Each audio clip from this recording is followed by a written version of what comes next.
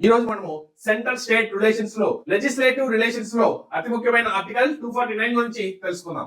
So ఒక ప్రశ్నతో మొదలెడదాం. State list విషయాలపై ఉదాహరణకు పబ్లిక్ హెల్త్, అగ్రికల్చర్ లాంటి అంశాలపై సాధారణంగా ఎవరు చట్టాలు చేస్తారు? స్టేట్ గవర్నమెంట్స్ చేస్తాయి.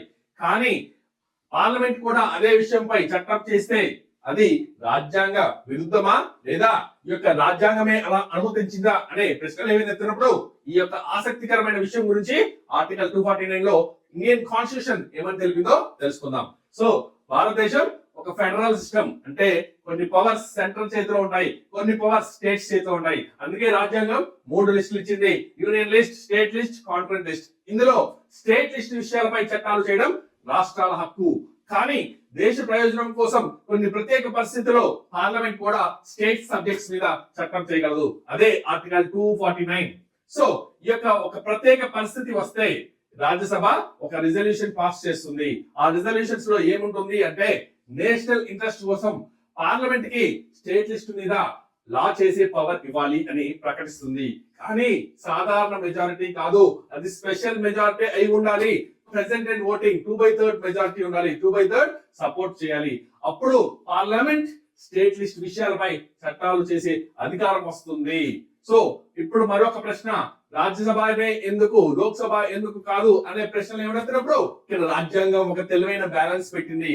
రాజ్యసభ అంటే స్టేట్స్ యొక్క రిప్రజెంటేషన్, అంటే రాష్ట్రాల ప్రతినిధులు ఉన్న సభ. కాబట్టి స్టేట్ సబ్జెక్ట్స్ మీద పార్లమెంట్ కి పవర్ ఇవ్వాలంటే స్టేట్స్ అప్రూవల్ ఉండాలి. అందుకే రాజ్యసభ మాత్రమే రిజల్యూషన్ అవసరం. సో ఈ యొక్క వ్యాలిడిటీ ఎప్పటి వరకు సార్ అంటే ఈ యొక్క రిజల్యూషన్ ఎప్పటి వరకు ఉండదు, ఈ యొక్క 1 ఇయర్ మాత్రమే వ్యాలిడ్. కానీ ఈ యొక్క రాజ్యసభ మళ్ళీ రిజల్యూషన్ పాస్ చేస్తే దాన్ని రెన్యూ చేయవచ్చు. సో రిజల్యూషన్ ముగిసిన వెంటనే పార్లమెంట్ చేసిన లా క్యాన్సిల్ కాదు, అది ఇంకా 6 నెలలు అమల్లో ఉంటుంది. ఇది ఎగ్జామ్ పాయింట్ ఆఫ్ వ్యూ లో చాలా ఇంపార్టెంట్ అండ్ చాలా మంది తెలియని విషయం. సో ఉదాహరణకు స్టేట్ లిస్ట్ లో ఉన్న ఒక అంశం పబ్లిక్ హెల్త్.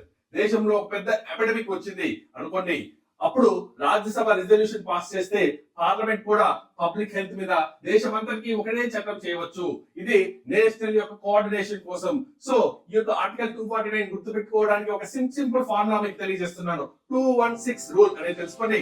2 అంటే 2/3 మెజారిటీ అవసరం, 1 year validity and 6 months continuation. ఇది గుర్తుంటే ఆర్టికల్ 249 మొత్తం గుర్తొచ్చింది. సింపుల్ గా చెప్పాలంటే ఈ యొక్క నేషనల్ ఇంట్రెస్ట్ కోసం రాజ్యసభ 2/3 మెజారిటీతో రిజల్యూషన్ పాస్ చేస్తే పార్లమెంట్ స్టేట్ లిస్ట్ విషయాలపై కూడా చట్టాలు చేయగలదు. ఇదే ఆర్టికల్ 249.